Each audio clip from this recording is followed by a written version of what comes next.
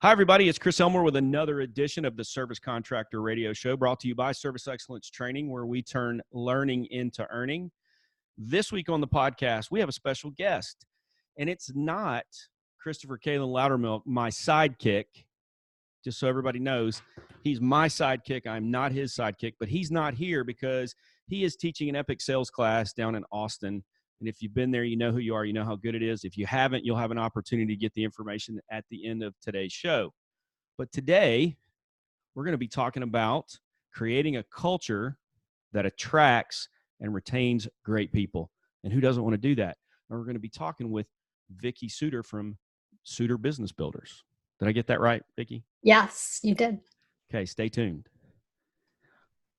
All right, Vicky. So people might be saying, Vicky who? So let's give you an opportunity to say, this is who Vicky Suiter is and why you should listen to her. So let's just start with your background.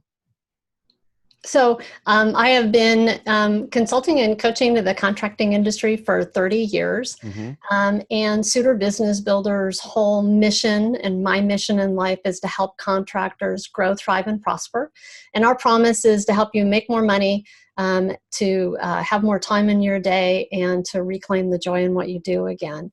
And the focus of our work is really about helping you do that mostly through growing teams, but also teaching you about how to set goals and how to understand how to manage against those goals. And I, in addition to running this business for 30 years, predominantly I just serve the contracting and construction industry.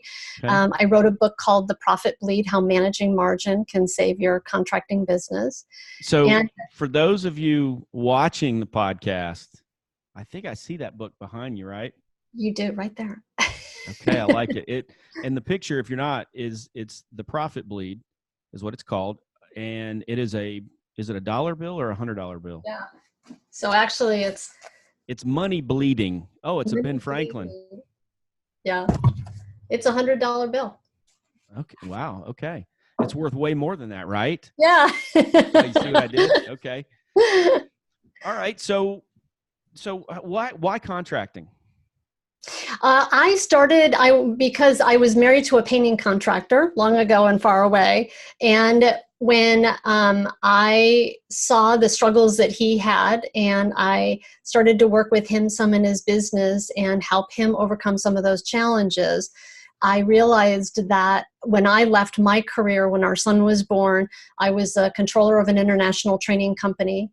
And when I started my own business, I was like, hey, this industry could really use the skills and the talents that I have.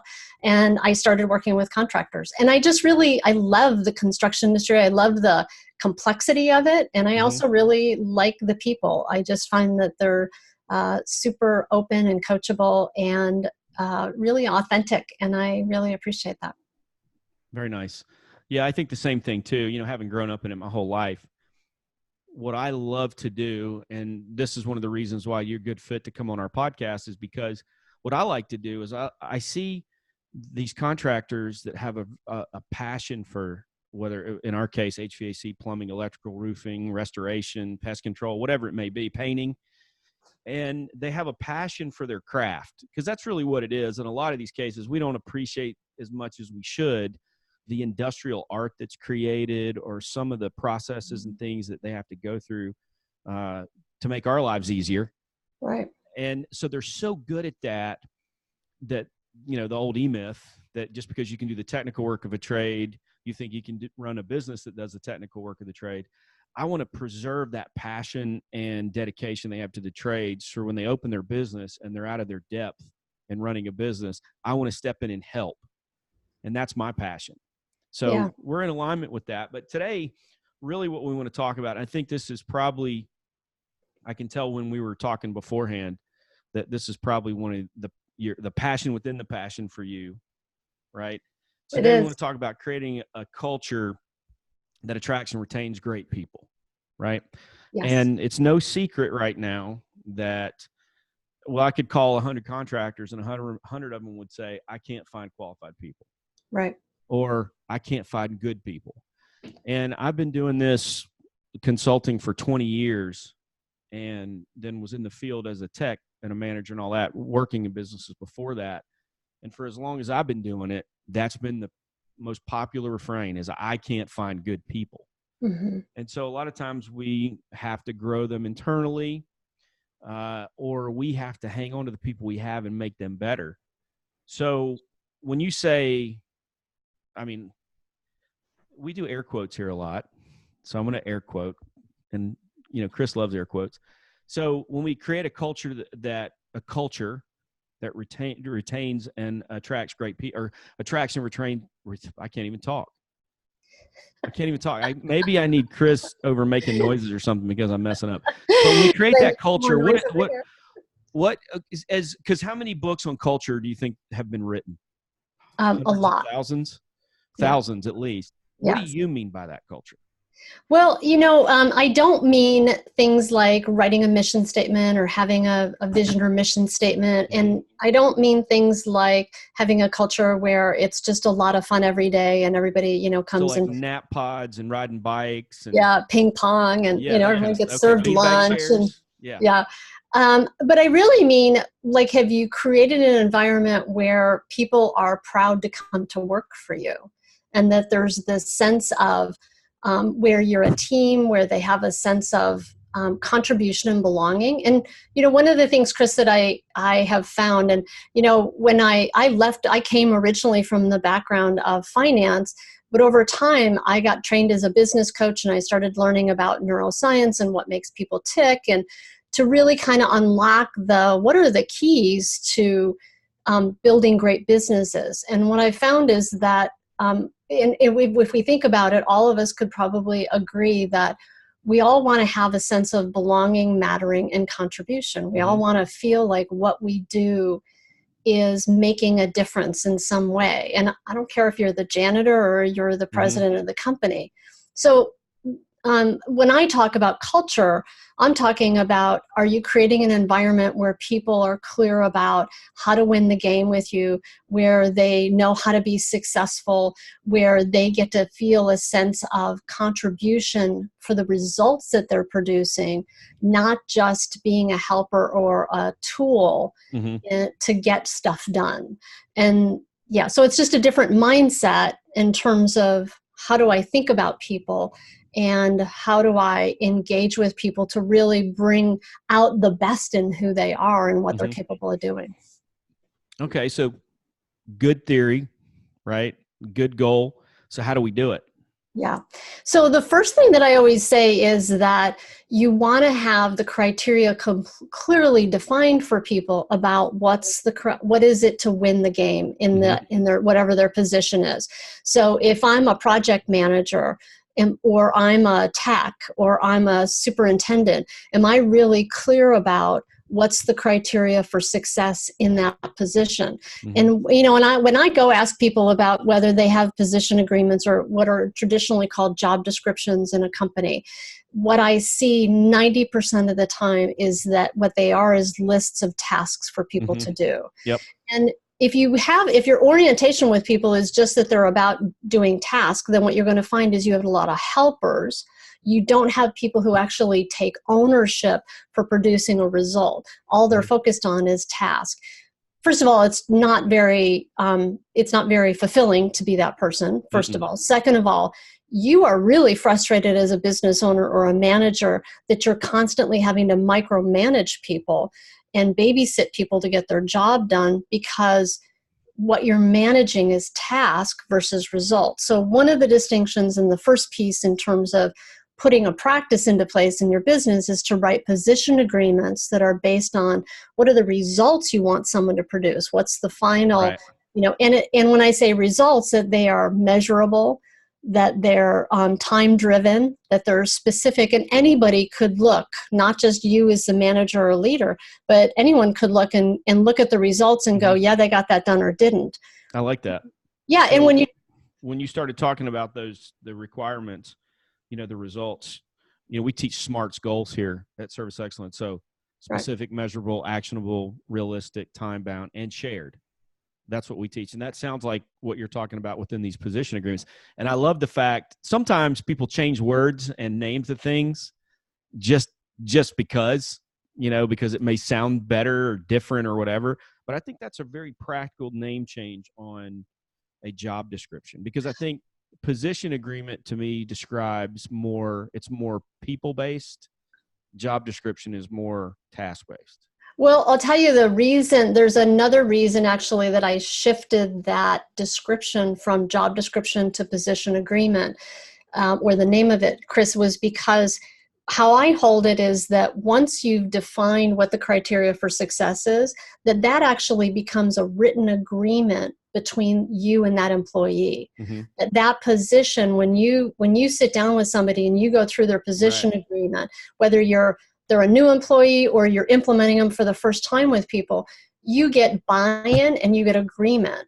And what that does is it starts to shift from, I like what you're doing, I don't like what you're doing, and I'm the dictator of how successful you are or not, to, hey, you and I have, just like contracts, right? You and I have this agreement that's signed that says, here's the criteria for our success together. Here's what we said we were going to do together. Here's the results. Here's what we've agreed upon, and that we each hold accountability for that. If you were as a contractor, right, you're held accountable to that. The customer is held accountable to delivering, to pay you, right? Mm-hmm. And it's the same kind of thing. So I shifted that languaging very specifically so that people could start to think about it differently.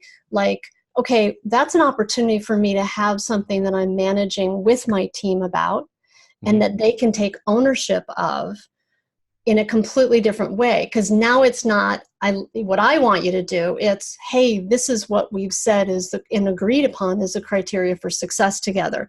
Mm-hmm. And now it's much easier as a manager and a leader to manage to something that we have an agreement about, mm-hmm. as opposed to, I like what you're doing, I don't like what you're doing. It moves it out of the subjective realm and it becomes more objective. And it's easier because a lot of times, you must see this all the time too. I notice that we tend to be what I call conflict adverse. And that we think that if we bring to people's attention the thing that's not working, that it'll create some conflict. And the truth is, the thing that creates conflict is the lack of clarity and specificity. Mm-hmm. Because like you, I use the acronym SMART goals all the time too, about mm-hmm. position agreements. I also use it around all agreements that we make with people. So that's why I make that distinction, is that it becomes something that is really truly an agreement that the employee and I have. Well, one of the things you said there describing it was, here's the results we want. Yes. And that implies that there's a little more freedom in achieving the results, obviously bound by company policy and culture and those kind of things and what's right or wrong, and modeled by example of what you can and can't do. But my personality type, I always tell people with, it's like taking tests, right? Taking tests, give me the book and tell me when the test is. That's all I need. I'll be there. I'll learn it. I'll do it my pace. One of the things that frustrates me is if I have to do something at someone else's pace and it's not as fast as mine or whatever, or, I need a creative outlet. So if I got to stand there, like, I'm never the guy that's going to stand there and push a button every day at a job. Right. Mm-hmm. And so for me, when we start talking about job description, it's here's what you have to do. And the position agreement, when you describe it as here's the results we agree to get, that implies there's some autonomy and freedom of creativity in it. Yes. And that's what I like. So that's good. Yes. So in addition to that, what else would we do to create that culture? The second thing I would say is that you start to have feedback be a regular part of how you are every day with your team. Mm-hmm. So whether that's, catching people at doing something really well, mm-hmm. Even in the most, obscure of moments, to go, what, I really appreciated that they, called me back, or mm-hmm. they were proactive about contacting that customer or getting that change order signed or whatever. And it also means that creating an environment where honest, open feedback about what's working, not working, and what needs to be different is just a part of everyday conversation. Because mm-hmm. that whole thing I was talking about a little while ago about that we avoid the hard conversations, that they don't have to be hard conversations if it's just part of our culture. Yeah, because sometimes those things fester. If they're not Oh, part of culture, totally. that's why it becomes so hard to deal with, is because something you could have talked about when it would have been a conversation 3 weeks ago is now could become an argument. Right. Well, because when we hold on to it, we, as you say, we let it fester. And then one day it's like, I can't take it anymore. And you've now just blown up having that conversation that you didn't want to have. And, that conflict you didn't want to have in the first place. And then maybe you can't come back from it. Yes. I like that. Okay. So in addition to feedback, so we got position agreements. I like that. We got the feedback. What else? Just one other thing I would add to the feedback is that people are starved to know how they're doing. Yes, exactly. So where do I stand? Yes, more than just in the moment. My son had started this job about 1.5 years ago. And when he started the job, he was getting feedback from his manager all the time. The manager was checking in with him. They were having regular weekly meetings. And then all of a sudden, the manager stopped talking to him completely. And he called me and he goes, I'm kind of freaked out. Like, I don't know if I'm doing a bad job or not. I don't know if maybe they just stopped talking to me because they're about to fire me and so on. It's like he had himself completely worked up about what he was making up between his two ears about what was going on with his manager. And I'm like, dude, just walk up into his office and ask him. Yeah. But again, just go find out. But it was such a beautiful example of how we pay a lot of attention to people, or we get started on these sort of feedback systems, and then we go, you're doing fine. Right. I don't need to do that anymore. Well, then there's somebody over there who's constantly second guessing. And, well, it could be the other side too of that, depending on profile, is you got someone like your son who's second guessing because silence to him means, oh no. Right. But there could be someone else on the team where silence means I'm doing great and they're totally bombing. Right. But because they don't get any feedback, everybody else, because we've all had people on our team that finally leave and someone goes, man, I was wondering when that was going to happen. I can't believe they worked here as long as they did.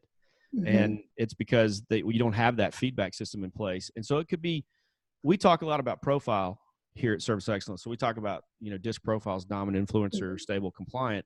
And I think depending on your profile, you could see that differently. Yes, absolutely. And, the thing that when we talk about how do you retain people, that creating that kind of an environment where it's also feedback among peers, it's not confrontational and not about making people wrong, builds a lot more trust in that culture, which makes people want to work there more. Right. I've noticed that when I'm around clients who have done this, and they build into their culture an environment of open, honest communication, not just with manager and employee, but among the team, where they have exercised that muscle of being able to have those conversations about what's working, not working, what needs to be different. There's just way more trust in that environment. I keep thinking about the book by Patrick Lencioni called 5 Dysfunctions of a Team.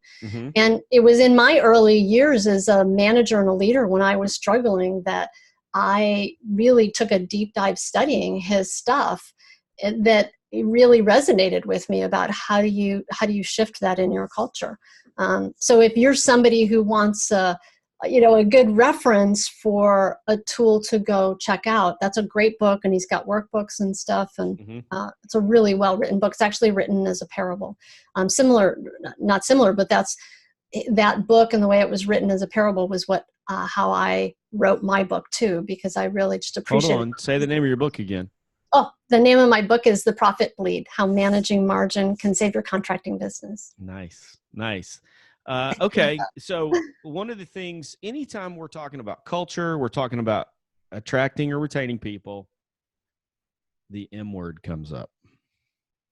And the M word, no, not money. Oh. Money's always part of it. These days. Yeah. Millennials. Ah, yes. And today's workforce, the M word comes up. And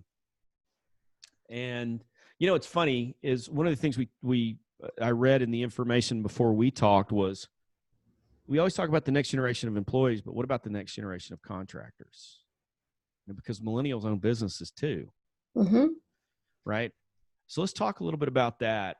It's what do you see? Because we're talking about team building, we're talking about attracting, people and keeping people. We're talking about retention. We're talking about culture. And we can't really talk about these days without talking about how it's changed. Now, I can speak for me. I'm 48, and I know the company I worked at when I was first a full-time technician, there were techs that they were in their 50s, and they had been there for 25 years. Mm-hmm. But I think if you probably run the averages now, the average tech stays at a company for maybe 18 months to 2 years. That's the average tenure most of the time. So, and then you look at contractors, and I've got a friend who's younger. He's about 10 years younger than me. Used to work for me, but he started his own business. And he's already got a great culture in his company because of the mission of his business when he started it. Now, not something painted on a wall and not something he went to a workshop to figure out. But I firmly believe because he went into business for a different thing. It wasn't money exclusively. He had the idea of treating his business as a mission. So let's talk a little bit about attracting and retaining maybe our millennial generation, and then what you're seeing with contractors that are millennials too. So a couple of things that I see is that when there is that open communication that we were just talking about a minute ago, they are much more open about communication and about saying what they want or don't want than they expect to be able to do it. Exactly. Yeah. And I think that's actually really a good thing, because I think refreshing. that part, it is refreshing. That's part of that thing that creates more trust in the environment too. And all my kids are of the millennial generation and or era, and I really appreciate the kind of conversations that I have with them, and we talk about that and how different companies address that differently. Now, none of them are in the construction industry, and I think that as contractors, we need to be looking at how do you make it so that you're constantly working at that communication within your business. But also there's a whole thing about given that people it's not the same model, which is one of the reasons I love what you guys are doing, Chris, because it's not the same model of you're going to start out as a laborer and then you're going to become an apprentice and you're going to become a journeyman, and then you're going to become, or is it journeyman apprentice, right? Yes. And then, yes, exactly. A exactly. master, right? Yeah, so, you got it right. It's not, certainly that happens in unions still to a certain degree, but it's not that same thing, like you said, where you stay in a job for 25 years. So then it becomes, what I'm noticing is that it becomes more and more important that we have a consistent way that we do things within our business, a consistent set of practices, that we have training in place that will allow us to be able to deal with that turnover without having to rely on somebody who's coming in who's got 25 years of experience. So process, procedure, consistency in our systems is critical to be able to deal with the fact that we don't have lifers anymore in positions. And especially in construction, because I can hire somebody who is, and if you're a union shop, there's certain criteria that's a little more well-defined. But if you're not a union shop, the criteria for a foreman or a project manager, completely different from one company to the next. Right. And so if I don't have the standards identified, then I'm going to be hoping and wishing when they show up that they actually have those same standards. So the more you can systematize it, the more you've got solid training in place, the more you have the processes lined out about how you do things, then it also creates, and this goes back to what you were talking about, when you have a position agreement that clearly defines result versus task, there's way more creativity in it. Right. Well, process and procedure first speaks to what are the results you want to produce, and then there's tasks to it. But if then you've got the structure for where do I have, I might have somebody who's got this much experience and I want them to have this much, but now I've got tools that are going to help them learn how to have that experience. And I'm not just counting on them being that butt in the seat for 20 years to get it. Right. And I think we're having to turn to alternative sources of finding people too. It's not a matter of running an ad in the trade publications or online or anything like that. I think we got to be creative on where we find our people these days. Also, I'm interested when you speak to that, Chris, like what are you seeing are the places and the ways, because you're dealing with a lot of companies too. What are you seeing are the ways other than what I think is the best way, which is ask everybody you know, but what are some ways you're seeing that people are finding people? That's it. But for instance, in the technical trades, plumbing, HVAC, electrical, we're starting to see where people are like, I'm not finding that lifer that's looking for a job. And it's like I always say to people, good people aren't looking necessarily for jobs. They have jobs, right? Right. So what I find is companies nowadays are taking responsibility for growing their own superstars.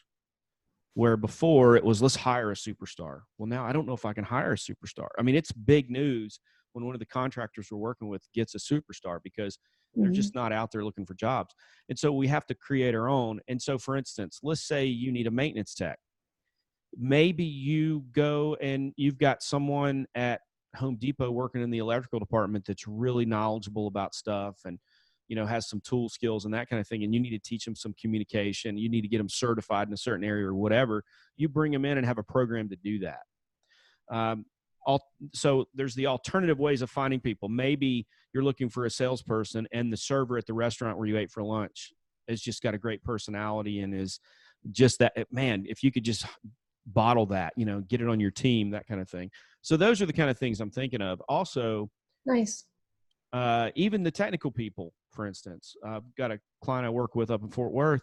They hired a tech, and the condition for the tech was that in an HVAC company that he be allowed to have 2 times a week. He has 2 hours in the middle of the day where he can go to the gym. That was part of his employment agreement, was that he got to do that. Because so now we even have to think differently about the typical job, which was, get to work at 7, work until the work's done, maybe have to go out on emergency calls or on the weekends or whatever. You work 6 days a week. It's no longer that. Yeah.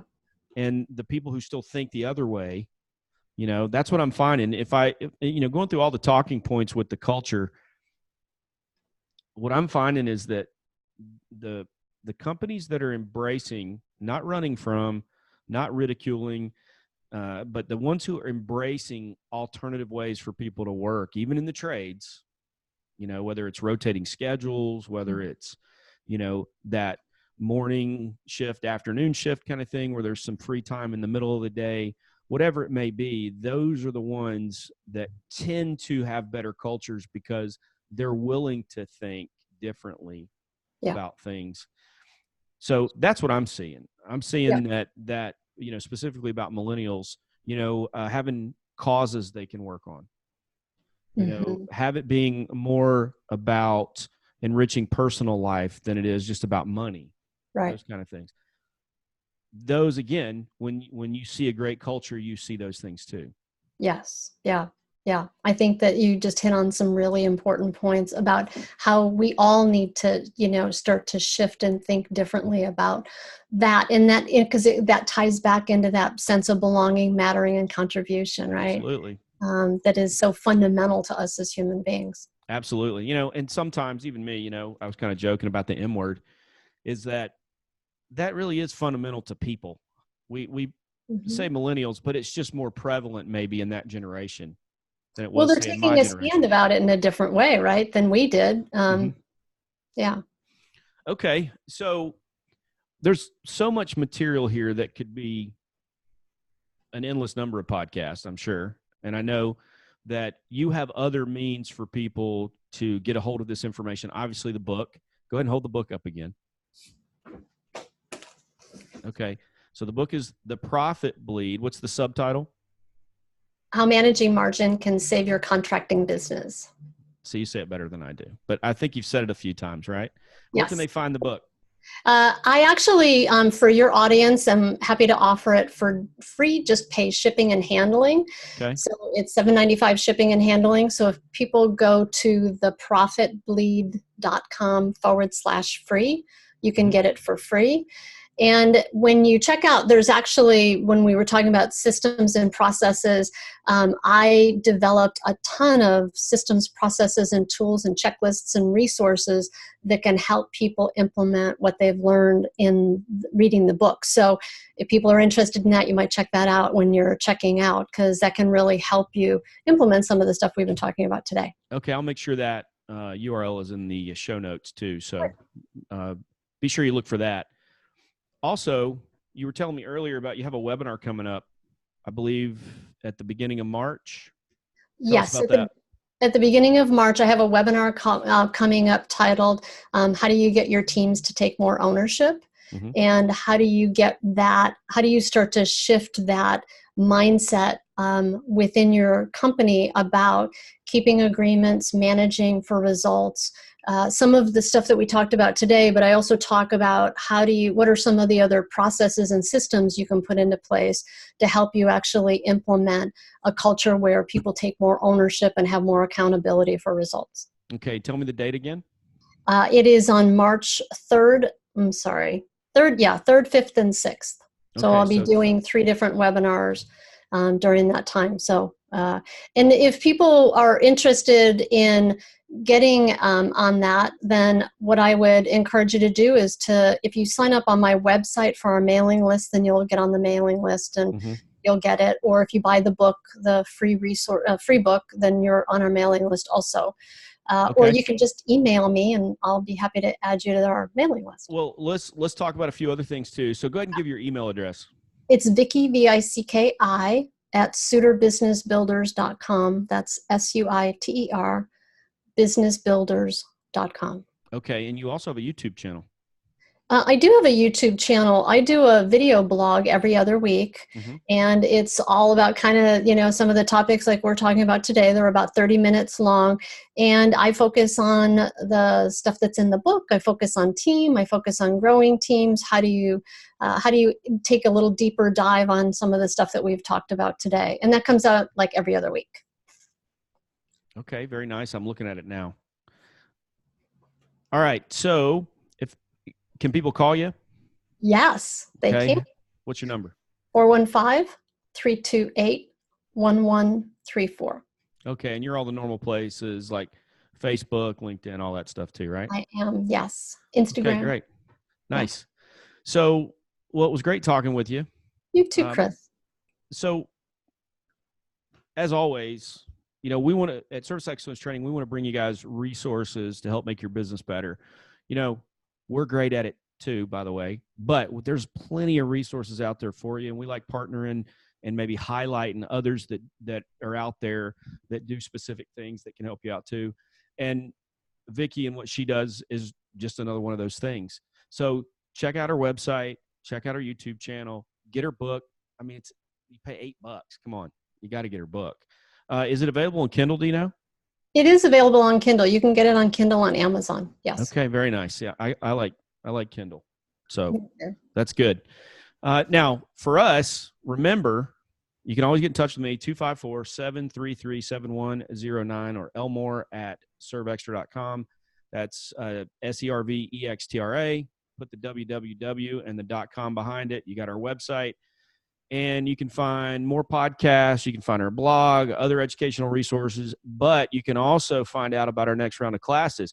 Our classes, you'll be hearing this, I think, a week later. So a week from now. We currently have classes going on. I mentioned at the beginning, my sidekick, Chris Laudermilk, is teaching the sales class. And then Terry Barrett is teaching our tech class. Those are coming around again, though, because obviously it's too late for those. They're coming around again on March the 2nd through the 4th. That's Monday through Wednesday. It's going to be in Austin, Texas. That's tech and sales. In March, those are the only 2 classes we'll have available. And then in April, we're going to run other classes as well, CSR and owners. So go to the website, get signed up. You guys know the drill. Now, I'm going to ask Vicky, and I'm not going to hold her accountable if she doesn't get it right. Oh, you know what, Vicky? I got to do something. I forgot. This is kind of a thing with me. Sorry, I'm not going to ask you that yet. It's okay. So those of you that just heard the phone number and everything and thought, okay, it's over, and you got off. Shame on you, by the way, for pausing it or stopping the podcast. I always like to ask these things because I'm interested in this stuff. Okay. So you're on a desert island. I'm going to ask you the desert island. You're going to take Chris Elmore's desert island quiz. All right. Are you ready? Yeah. You sure? Positive. Okay. Desert island. You got all the water you can drink. Okay. Water's not a problem. You can take one bottle of something else. What would it be?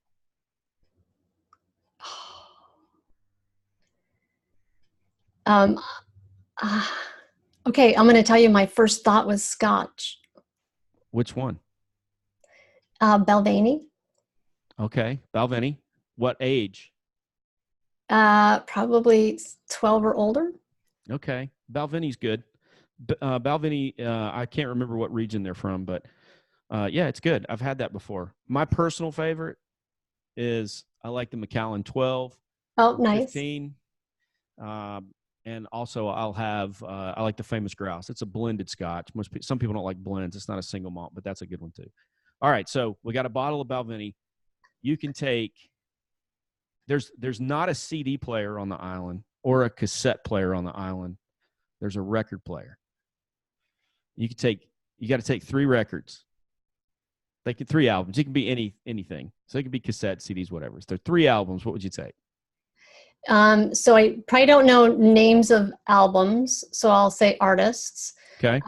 I would probably take James Taylor. Okay. Elton John, and probably like maybe Tracy Chapman.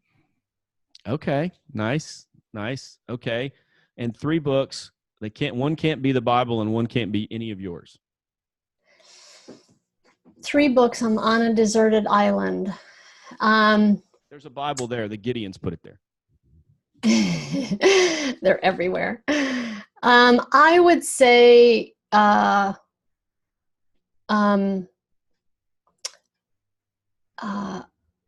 either oh gosh, I'm drawing a blank on her name. So her first book was Outrageous Openness. Would probably be one of them. I would say probably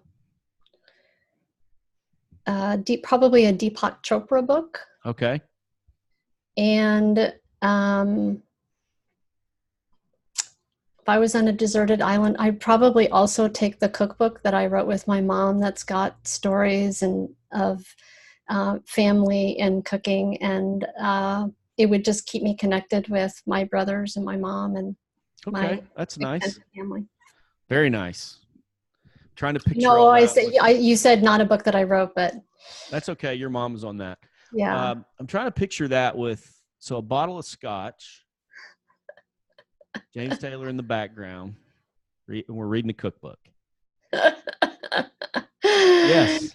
Yeah, that's about that probably sums up my life right there. Okay. All right. Well, so we'll see if we get any comments on that.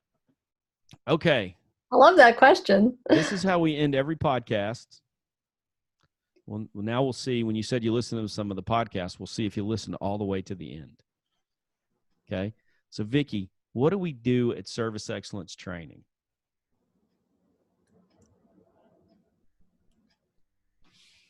Well, I was just trying to think of what your tagline is.